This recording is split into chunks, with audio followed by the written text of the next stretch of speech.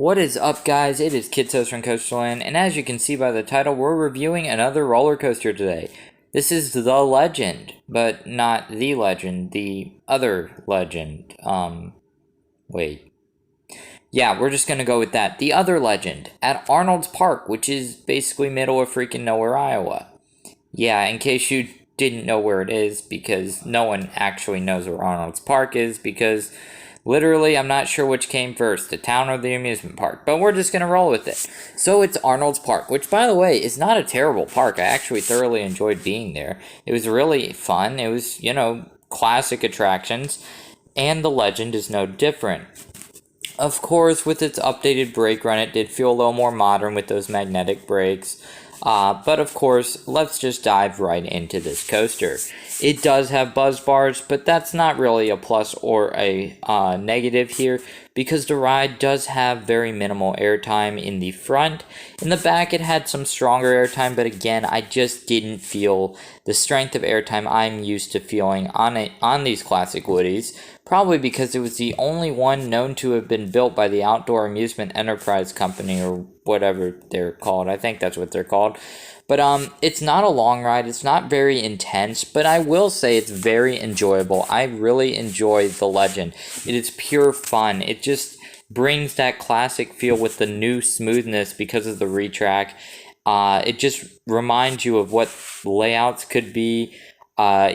Almost 100 years ago. This ride was 90 years old in 2020, so I rode it in its 90th anniversary, and it was really a fun ride. It wasn't incredibly intense or thrilling, but it just had that fun factor. It also has a rare curve drop. I say rare because on wooden coasters that are almost 100 years old, curve drops were usually reserved for things like the Crystal Beach Cyclone, and well, we know how that turned out. But in all seriousness, this curve drop, it isn't very powerful or anything, but it does actually have a decent moment of laterals in the back. I mean, considering it literally is so shallow, you wouldn't even be able to tell that it would have laterals. Literally, the layout's just a curve drop, a turnaround, an airtime hill, another turn, couple more airtime hills, and then a minute and a half trying to get past the magnetic brakes, because unfortunately, that is a downside with these magnetic brakes. They really are designed a little weird. They hold the train very, very slowly, inching its way down towards the station. It just doesn't feel like it flows naturally. But that's like a nitpick. But overall, the elements on this ride, it's very short. It's not very intense, but it does have a lot of fun factor.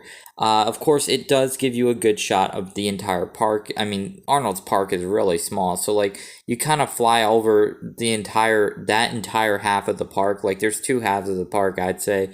There's the one with the half where the entrance is in the Legend, and also the half where the Wild Mouse is and other attractions.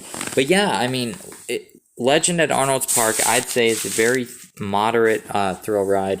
It definitely is a star at a park that needs one in terms of coasters, because I just didn't find the Wild Mouse to be that enjoyable. It is, of course, an Alan Herschel mouse, and of course, those are really prototypical for the steel mice, and I get that, but they're really not very comfortable at all.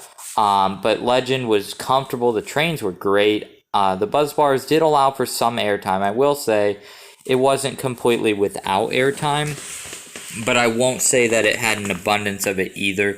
In the front row, it was almost non-existent. A little bit of basic floater. In the back row, you got more strong floater. There was no ejector or flow ejector to be found on this ride. But overall, though, that little bit of floater is pretty nice.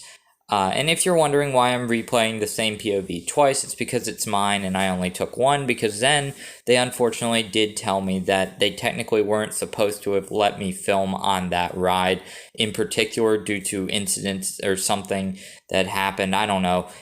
Basically, they let me get away with one because they understood I needed the footage, but they said they couldn't let me do it again. So that is why I do not have a back row POV of Legend, because at this point my camera glasses had broken, so I was down to just a GoPro.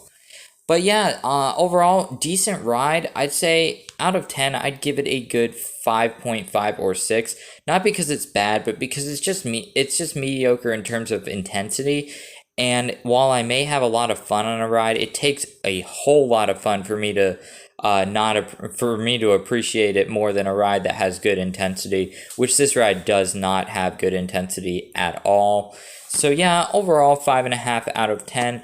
Although a fun factor I'd say is more closer to an 8, but that intensity factor is really, this is a family coaster more than a thrill coaster. But it is an intermediate thrill ride at the park in terms of it's not like a kid's ride, but it's not like a extreme thrill ride either. So that's going to do it for this review. I hope you guys enjoyed this video. If you did, please click that like button down below. It really does help against the YouTube algorithm.